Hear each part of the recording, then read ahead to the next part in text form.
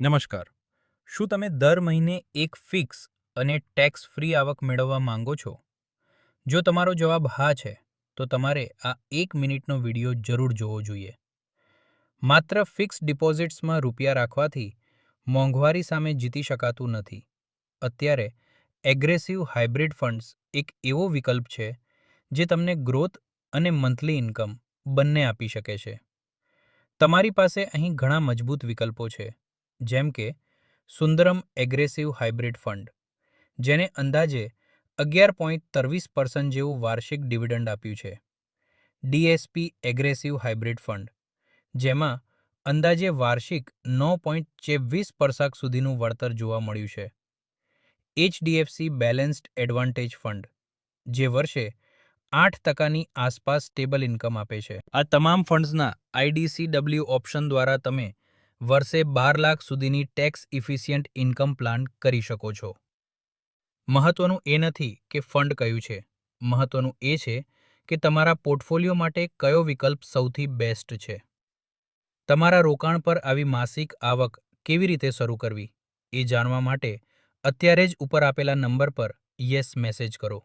યાદ રાખજો, right selection એ જ સાચું ફાઇનાન્શિયલ ફ્રીડમ છે. નમસ્કાર. શું તમે દર મહિને એક ફિક્સ અને ટેક્સ ફ્રી આવક મેળવવા માંગો છો? જો તમારો જવાબ હા છે, તો તમારે આ 1 મિનિટનો વિડિયો જરૂર જોવો જોઈએ.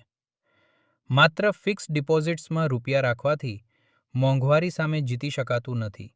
અત્યારે એગ્રેસિવ હાઇબ્રિડ ફંડ્સ એક એવો વિકલ્પ છે જે તમને ગ્રોથ અને મંથલી ઇન્કમ બંને આપી શકે છે. તમારી પાસે અહીં ઘણા મજબૂત વિકલ્પો છે, જેમ કે સુંદરમ એગ્રેસિવ હાઇબ્રિડ ફંડ, જેને અંદાજે 11.23% જેવું વાર્ષિક ડિવિડન્ડ આપ્યું છે. ડીએસપી એગ્રેસિવ હાઇબ્રિડ ફંડ, જેમાં અંદાજે વાર્ષિક 9.24% સુધીનું વળતર જોવા મળ્યું છે.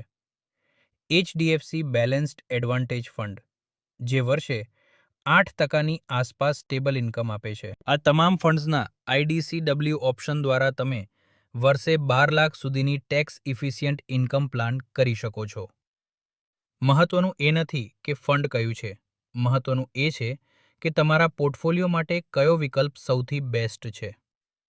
તમારા રોકાણ પર આવી માસિક આવક કેવી રીતે શરૂ કરવી, એ જાણવા માટે અત્યારે જ ઉપર આપેલા નંબર પર યસ મેસેજ કરો. યાદ રાખજો, રાઇટ સિલેક્શન એ જ સાચું ફાઇનાન્શિયલ ફ્રીડમ છે.